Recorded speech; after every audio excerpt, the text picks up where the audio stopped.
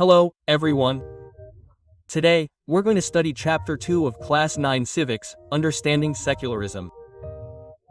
The story begins with an imagination. Imagine you live in a country where Christians are the most powerful, like America. Now, you're a Hindu or a Muslim. You live there legally.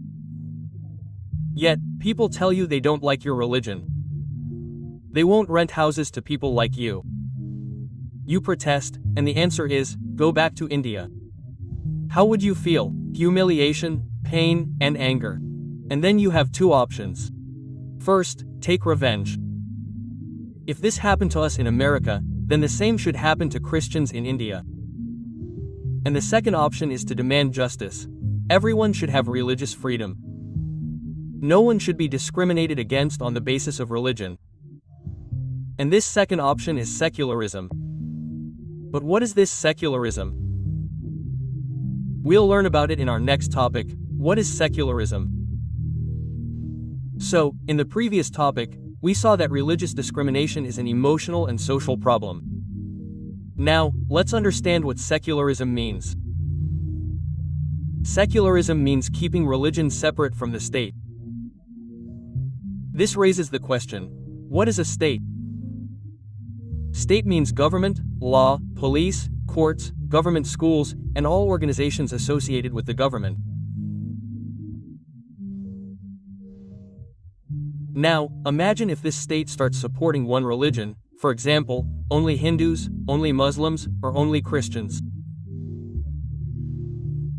People of other religions will feel wronged, discriminated against, and denied justice. We witnessed the most egregious example of this in Germany. When Hitler's government came to power there, he killed Jews solely because of their religion.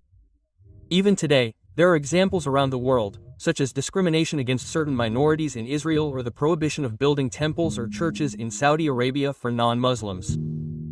When religion and state come together, domination occurs, meaning one religion dominates the other. And secularism is essential to end this domination. In this topic, we understood that the basic meaning of secularism is a separation between religion and the state. Because when laws are made in the name of religion, the rights of people belonging to other religions are violated. Now let's understand why this separation is necessary. Why is there an intent to separate religion from the state? So, in the previous topic, we examined the meaning of secularism. Now let's examine why this separation between religion and the state is necessary. The first reason is that in a democracy, everyone should have equal rights. But in every country, some religion is in the majority. If they hold state power, they can misuse their power to suppress other religions. For example, in a country, if those belonging to the majority religion hold state power, they can prevent the construction of temples, mosques, and churches belonging to minority religions. Sometimes, minorities are even killed. The second reason is that secularism gives us the freedom to abandon our religion, adopt a new one, or interpret the same religion differently. For example, in Hinduism, untouchability was a practice supported by some.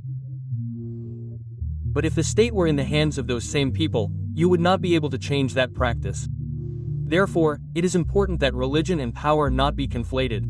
Otherwise, fundamental human rights would be lost. So, in this topic, we learned that keeping the state and religion separate is necessary to prevent the misuse of majority power and to give everyone the freedom to practice, change, or interpret their religion. Now, let's move on to the next topic where we will understand how secularism works in India. What is Indian secularism? So, in the previous topic, we learned that keeping the state and religion separate is necessary to prevent the misuse of power by the majority. Now, let's see what the model of secularism is in India. Indian secularism works in three ways. The first, distance from religion, means the state remains separate from religion. Let's understand this with an example. Children in a government school want to celebrate Christmas. But the teacher says, "Children, this is a government school. No one religion's festival can be celebrated here." Quote, "Government institutions don't allow the promotion of any one religion. All religions should be respected." but private schools can do this. Similarly, the second method is non-interference. This means the state doesn't interfere with any religious practice. For example, Sikh boys aren't required to wear helmets if they are wearing their turbans, as wearing a turban is mandatory in Sikhism. This is non-interference, meaning respect for religious sentiments. Similarly, the third method is intervention. This means the government maintains distance from religious activities. However, if any religious practice harms the rights of others, the state intervenes. For example, in Hinduism, some people oppress the lower castes, calling them untouchables. The Indian constitution banned this practice. The state intervened because it violated fundamental rights. In this topic, we learned that secularism in India means preventing domination in 3 ways. First, the state stays away from religion. Second, the state does not interfere in religious activities. And third, the state takes action when injustice occurs. Now, let's move on to our next topic and learn how the Indian Constitution differs from America's in terms of secularism. This is how Indian secularism differs from that of other democratic countries. So, in the previous topic, we saw how India practically practices secularism. Now, let's understand why this model differs from America's. In America, state and religion are completely separate. The government does not support or promote any religion.